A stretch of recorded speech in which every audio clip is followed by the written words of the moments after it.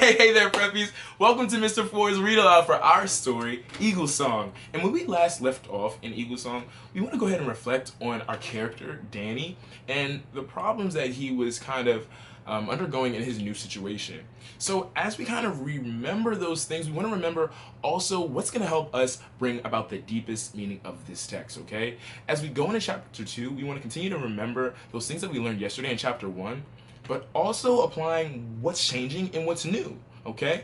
So we want to continue to track those character actions. We want to make sure that we're pinpointing our problems and we're solving any potential solutions that arise, okay? Chapter 2, Goose Away. As he did his homework on the small dining room table, Danny listened to his mother and father talking in the kitchen. "You'll only be home for the week?" his mother's voice said. "Crew's going to Pittsburgh," his father's voice answered. "It's the Mohawk warrior tradition, Sal. You know we men go out hunting while the women stay at home and take care of the really important things." "I don't feel like being teased tonight, Rick." His mother's voice became serious. Danny realized how much noise his pencil was making as he scratched it across the paper. He stopped writing and listened harder, but now he could no longer understand what his parents were saying. They were talking in Indian. He had never learned enough Mohawk to understand more than a word or two, when people who were really fluent in the language were talking it fast.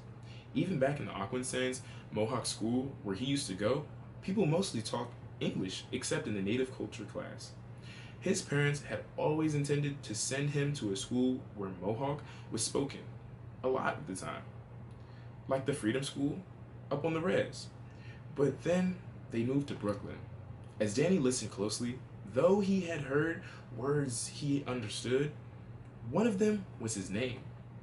His mother said it first and then his father said it, as he was catching on to something.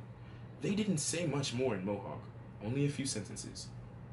Then there was silence. "Danny," his mother called to him, "clear off the table now, so we can set it for dinner." As the three of them sat down at the dining room table, Danny noticed again how broad his father was. Richard Bigtree looked as solid as a building. "Will I ever be as big as you, Dad?" he said. "I'm Wolf Clan," Richard Bigtree said. "We tend to be big people, but you might be bigger. Your mother is Bear Clan, and so that's what you are." "Why don't I belong to your clan?" Danny said. He knew the answer, but he wanted his father to keep talking. It made him feel good. It made him feel good to hear his father's voice. Their apartment seemed to be empty without it. Clan membership always comes from the mother. That is the way it always is among our Iroquois people. It goes back a long time that way. The women are the ones who hold our nations together. We have to remember that. Richard Bigtree looked across the room at his wife. And if we don't remember it, the women make sure to remind us of it. Danny's mother made a fist and shook it at her husband as he pretended to be afraid. Danny laughed. When the dinner was over, Danny and his father went into the kitchen to do the dishes. Danny's mother had to go out to a meeting at the Indian community house. "Try not to wreck the place while I'm gone," she called from the door. And both Danny and his father rattled the pans as loudly as they could in response. When they were done, they went into the living room. Danny's father sat in the big chair and picked up the remote control. "What'll it be?" he said. "News? Outer space?" He looked down at Danny. "Dad," Danny said, Can I put on your hard hat?" Richard Bigtree put down the remote control. "Okay," he said. "But you be careful not to break it. That hard hat is really fragile." "You're teasing me, Dad. Didn't you tell me a steel beam could fall on your hard hat and it wouldn't even scratch it?"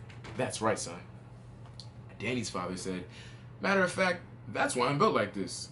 Used to be 6'5" and skinny as a stick, till a steel beam fell on my head while I was wearing that hard hat. Saved my life, but I got squished right down, so I look like this now. Now I'm 5'9". Danny's father patted him, broad his stomach. "And I'm about 5'9" tall too." And Danny laughed. But his father pointed with his chain toward the hall, and Danny ran to get the hat. He put it on and walked back into the room. He could barely see from under it.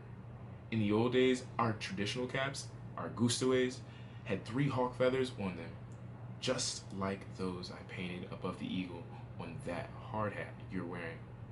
That hard hat is what our GWU-A's look like today, son, his father said. That is a cap of real Iroquois men. Danny reached up and took the cap off his head.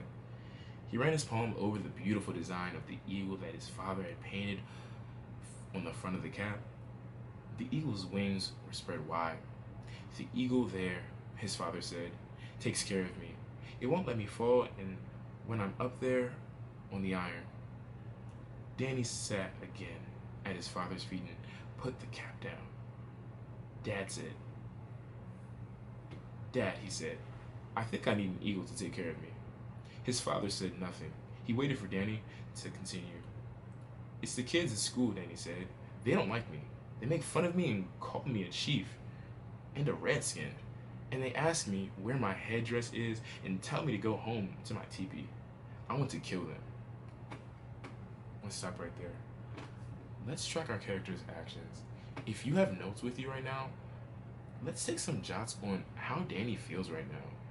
Why is he expressing these thoughts, and why has the dialogue changed so much? It was just a happy moment, and now I think we're getting into a problem. Let's see if we can figure out what the solution may be. Especially Tyrone and Brad. They're really good at basketball, but they hate me. Nobody here plays lacrosse. Danny paused, not sure what he wanted to say next. Do the other boys hit you or threaten you? No, at least not yet. But when they're not making fun of me, they just ignore me. Everybody does that, the boys and the girls too. Nobody sits with me at lunch, and in class, they only talk to me because we have to talk in our work groups. Dad, I've been here for over 2 months, and I don't have one friend. It's like being in a war, and everybody else is on the other side. I don't belong here. I wish we could go back home. Your mother tells me, his father said, that you sit in this chair when I'm not here. I guess that is one of the things that you and I have in common. Would you like to come over here? Danny put the hard hat back on his head and leaned against his father's chair. It is hard in the 4th grade, his father said. I remember back when I was in 4th grade, I had a teacher who would beat me. Does your teacher beat you? Danny shook his head.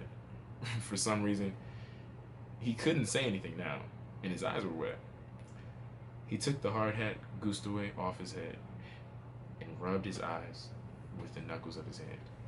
His father began to gently pat his back. That's good that your teacher doesn't beat you, you know.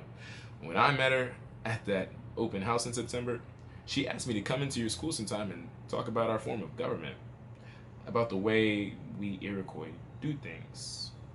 Some of the schools say now that our way of governing ourselves was a model for the American Constitution. So I was thinking about doing that this week, coming into your class. But I wouldn't want to come into your class if your teacher is one who beats you. No, Miss Morbury is nice.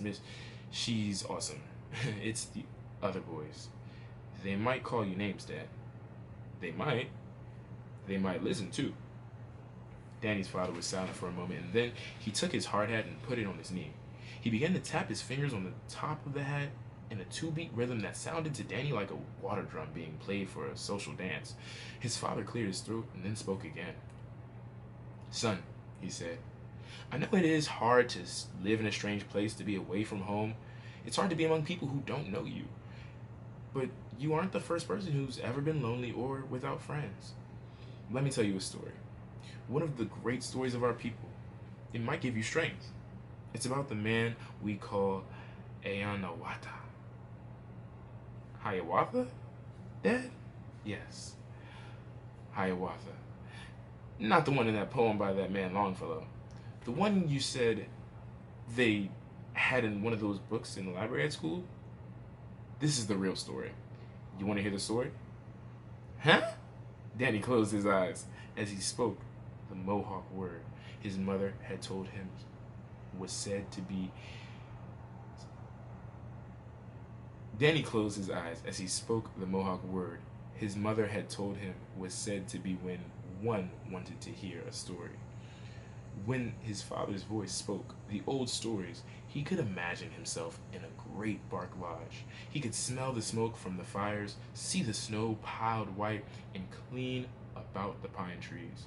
The river flowed for him as his father spoke, and he felt at peace. All right, that's chapter 2. I want you to go ahead and make sure that we capture the deepest meaning of chapter 2 so that way when we reconvene for class or when we read on chapter 3, the great peace, we can kind of connect a few more dots, okay? All right. Peace, Preppies.